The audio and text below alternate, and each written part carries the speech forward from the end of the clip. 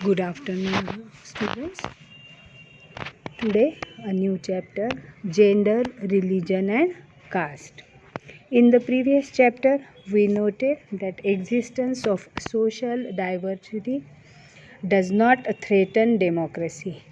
Political expression of social differences is possible and sometimes quite desirable in a democratic system. In this chapter, we apply these ideas to the practice of democracy in India. We look at three kinds of social differences that can take the form of social divisions and inequalities. These are social differences based on gender, religion, and caste. In each case, we look at the nature of this division in India and how it gets expressed in politics.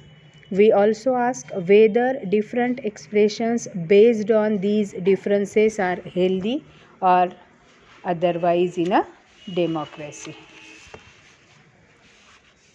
जाति, धर्म और लैंगिक मसले। पिछले अध्याय में हमने जाना कि सामाजिक विविधता लोकतंत्र के लिए कोई खतरा नहीं होती। राजनीति में सामाजिक असमानताओं की अभिव्यक्ति कोई असंभव बात नहीं है। कई बार तो यह अभिव्यक्ति लोकतंत्र के लिए लाभकारी भी होती है। इस अध्याय में हम इस विचार को भारत में लोकतंत्र के कामकाज के संदर्भ में परखने की कोशिश करेंगे। हम यहाँ सामाजिक विभाजन और भेदभाव वाली 3 सामाजिक असमानताओं पर गौर करेंगे। ये है लिंग, धर्म और जाति पर आधारित सामाजिक विषमताएं। ये असमानताएं कैसी है, किस तरह राजनीति में अभिव्यक्त होती है, हम इस पर बारी बारी से गौर करेंगे। फिर हम यह देखने की कोशिश करेंगे कि इन असमानताओं पर आधारित अलग अलग अभिव्यक्तियाँ लोकतंत्र के लिए लाभकारी है या नुकसानदेह।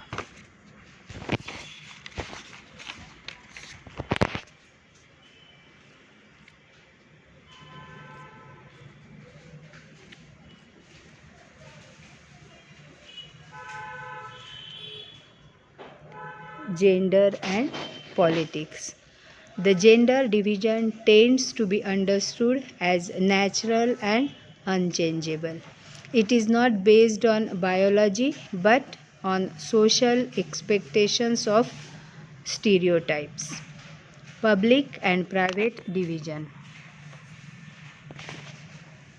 The result of this division of the labor is that though women constitute half of humanity, their role in public life, especially politics, is minimal in most societies. Earlier, only men were allowed to participate in public affairs, vote, and contest for public offices. Gradually, the gender issue was raised in politics. It demanded to enhance the political and legal status of women and improve their educational and career opportunities. The movements which were raised by women to get equality in personal and family life are called feminist movements. The political expression of gender division and political mobilization help to improve women's role in public life. As India is a male-dominated, patriarchal society, women face disadvantage, discrimination, and oppression in various ways. The literacy rate among women is only 54% compared with 76% among men. On an average, an Indian woman works 1 hour more than an average man every day, and yet much of her work is not paid. The Equal Remuneration Act 1976 provides that equal wages should be paid to equal work. In India, sex-selective abortion led to a decline in child sex ratio. Urban areas have become particularly unsafe for women. लिंग और राजनीति। लिंग विभाजन को सामाजिक और अपरिवर्तनीय के रूप में समझा जाता है। यह जीव विज्ञान पर नहीं बल्कि सामाजिक अपेक्षाओं और रूढ़ियों पर आधारित है। सार्वजनिक और निजी श्रम के इस विभाजन का परिणाम यह है कि यद्यपि महिलाएं मानवता का आधा हिस्सा है, सार्वजनिक जीवन में विशेषकर राजनीति में अधिकांश समाजों में उनकी भूमिका न्यूनतम है। इनसे पहले केवल पुरुषों को सार्वजनिक मामलों में भाग लेने, मतदान करने और सार्वजनिक कार्यालयों के लिए चुनाव लड़ने की अनुमति थी। राजनीति में धीरे धीरे लिंग का मुद्दा उठाया जाने लगा। इसने महिलाओं की राजनीतिक और कानूनी स्थिति को बढ़ाने और उनके शैक्षिक और करियर के अवसरों में सुधार करने की मांग की। महिलाओं द्वारा व्यक्तिगत और पारिवारिक जीवन में समानता प्राप्त करने के लिए जो आंदोलन उठाए गए उन्हें नारीवादी आंदोलन कहा जाता है। लिंग विभाजन और राजनीतिक लामबंदी की राजनीति अभिव्यक्ति ने सार्वजनिक जीवन में महिलाओं की भूमिका को सुधारने में मदद की है। चूँकि भारत एक पुरुष प्रधान पितृसत्तात्मक समाज है, इसलिए महिलाओं को विभिन्न तरीकों से नुकसान, भेदभाव और उत्पीड़न का सामना करना पड़ता है। पुरुषों में 76% की तुलना में महिलाओं में साक्षरता दर केवल 54% है। औसतन एक भारतीय महिला हर दिन एक औसत पुरुष की तुलना में 1 घंटे अधिक काम करती है और फिर भी उसके अधिकांश काम का भुगतान नहीं किया जाता है। समान पारिश्रमिक अधिनियम 1976 यह प्रावधान करता है कि समान कार्य के लिए समान वेतन का भुगतान किया जाना चाहिए। भारत में लिंग चयनात्मक गर्भपात के कारण बाल लिंगानुपात प्रति 1000 लड़कों पर लड़कियों की संख्या में गिरावट आई। शहरी क्षेत्र में महिलाओं के लिए विशेष रूप से असुरक्षित हो गए, मतलब शहरी क्षेत्र महिलाओं के लिए विशेष रूप से असुरक्षित हो गए हैं। और ये अब हम देखते हैं बेटा, हमारे रोज़मर्रा की ज़िंदगी में रोज़ हम खबरें पढ़ते हैं कि महिलाओं के साथ क्या क्या होता है। सही है ना। अब हम आगे देखते हैं। Women's political representation. Issues related to women are not given adequate attention. This has led many feminist and women's movements to the conclusion that unless women control power, their problems will not get adequate attention. In India, the percentage of elected women members in Lok Sabha touched 12% of its total strength for the first time in 2014. Their share in state assemblies is less than 5%. One way to solve women's problem is to have a fair proportion of women in the elected bodies. In panchayats and municipalities, 1/3 of seats in local government bodies are reserved for women. Now there are more than 10 lakh elected women representatives in rural and urban local bodies. Gender division is an example that some form of social division needs to be expressed in politics. This also shows that disadvantaged groups to benefit when social divisions become political issue. अब इसी का हम हिंदी में देखते हैं बेटा। महिलाओं का राजनीतिक प्रतिनिधित्व। महिलाओं से संबंधित मुद्दों पर पर्याप्त ध्यान नहीं दिया जाता है। इसने कई नारीवादियों और महिला आंदोलन को इस निष्कर्ष पर पहुंचाया है कि जब तक महिलाएं सत्ता पर नियंत्रण नहीं करती, उनकी समस्याओं पर पर्याप्त ध्यान नहीं दिया जाएगा। भारत में लोकसभा में निर्वाचित महिला सदस्यों का प्रतिशत 2014 में पहली बार अपनी कुल संख्या के 12% को छू गया। राज्य विधानसभाओं में उनकी हिस्सेदारी 5% से भी कम है। ये आ रहा है ना बेटा समझ में कि 2014 तक अगर हम महिलाओं का राजनीति में ये देखें तो वो बहुत ही कम है। महिलाओं की समस्या को हल करने का एक तरीका निर्वाचित निकायों में महिलाओं का उचित अनुपात होना है। पंचायतों और नगरपालिकाओं में स्थानीय सरकारी निकायों में 1/3 सीटें महिलाओं के लिए आरक्षित है। अब ग्रामीण और शहरी स्थानीय निकायों में 10 लाख से अधिक निर्वाचित महिला प्रतिनिधि है। लिंग विभाजन का एक उदाहरण है कि राजनीति में सामाजिक विभाजन के किसी न किसी रूप को व्यक्त करने की आवश्यकता है। इससे यह भी पता चलता है कि जब सामाजिक विभाजन एक राजनीतिक मुद्दा बन जाता है तो वंचित समूह लाभान्वित होते हैं।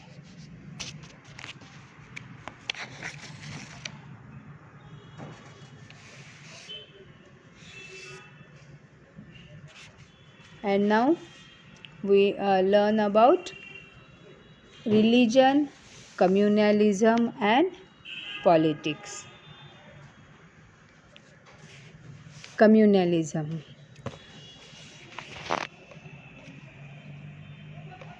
Religion, communalism and politics. Religion. The division based on religion differences are often expressed in the field of politics.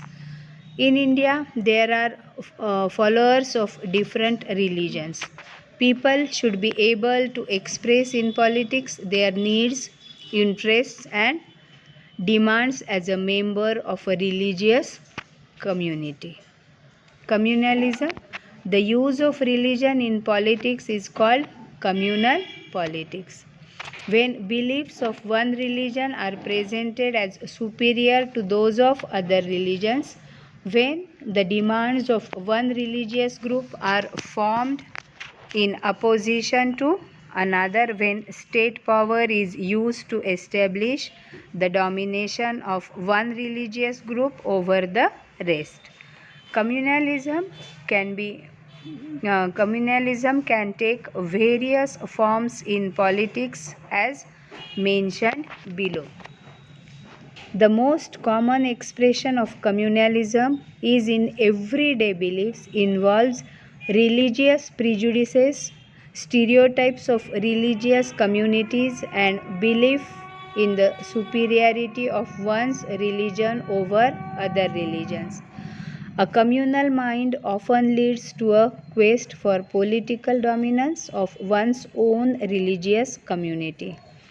Political mobilization of religious lines involves the use of sacred symbols, religious leaders, emotional appeal and plain fear in order to bring the followers of one religion together in the political arena. Sometimes communalism takes its most ugly form of communal violence, riots and mass scare. India and Pakistan suffered some of the worst communal riots at the time of the partition. अब हिंदी में देखते धर्म, सांप्रदायिकता और राजनीति। धर्म, धार्मिक मतभेदों पर आधारित विभाजन अक्सर राजनीति के क्षेत्र में व्यक्त किया जाता है। भारत में विभिन्न धर्मों के अनुयायी हैं। लोगों को एक धार्मिक समुदाय के सदस्य के रूप में राजनीति में अपनी आवश्यकताओं, रुचियों और मांगों को व्यक्त करने में सक्षम होना चाहिए। सांप्रदायिकता, राजनीति में धर्म के प्रयोग को सांप्रदायिक राजनीति कहते हैं। इजी है ना बेटा समझने में। राजनीति में धर्म के प्रयोग को सांप्रदायिक राजनीति कहते हैं। जब एक धर्म की मान्यता को दूसरे धर्मों के विश्वासों से श्रेष्ठ के रूप में प्रस्तुत किया जाता है, जब एक धार्मिक समूह की मांग दूसरे के विरोध में बनती है, जब एक धार्मिक समूह का बाकी पर प्रभुत्व स्थापित करने के लिए राज्य शक्ति का उपयोग किया जाता है, राजनीति में सांप्रदायिकता विभिन्न रूप ले सकती है, जैसा कि नीचे बताया गया है। सांप्रदायिकता की सबसे आम अभिव्यक्ति रोज़मर्रा की मान्यताओं में धार्मिक पूर्वग्रहों, धार्मिक समुदायों की रूढ़िवादिता और अन्य धर्मों पर अपने धर्म की श्रेष्ठता में विश्वास शामिल है। एक सांप्रदायिक दिमाग अक्सर अपने ही धार्मिक समुदाय के राजनीतिक प्रभुत्व की खोज की ओर ले जाता है।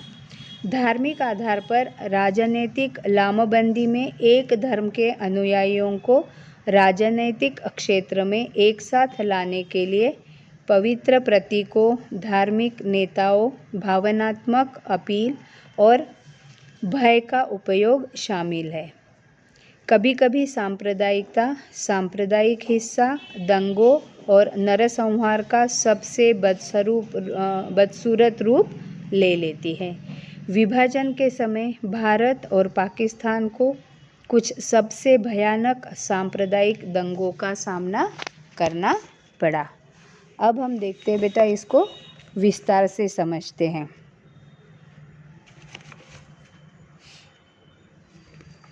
पहले इंग्लिश में और फिर हिंदी में। Religion, communalism and politics.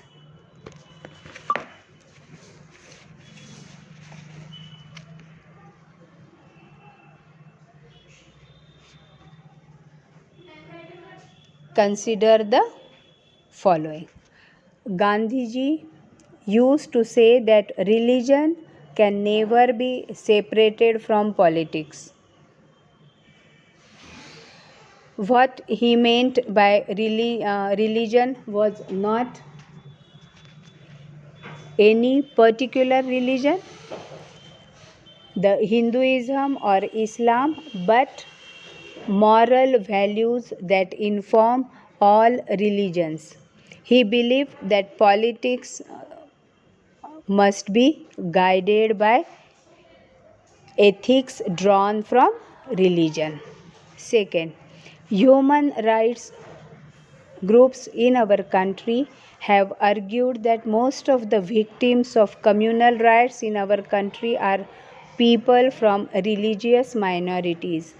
They have demanded that the government take special steps to protect religious minorities. Third, women's movement has argued that family laws of all religions discriminate against women. So, they have demanded that government should change these laws to make them more equitable. All these instances involve a relationship between religion and politics. Understand? But they do not seem very wrong or dangerous. Ideas, ideals and values drawn from different religions can and perhaps should play a role in politics.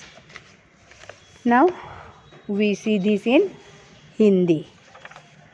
Religion, communalism and politics.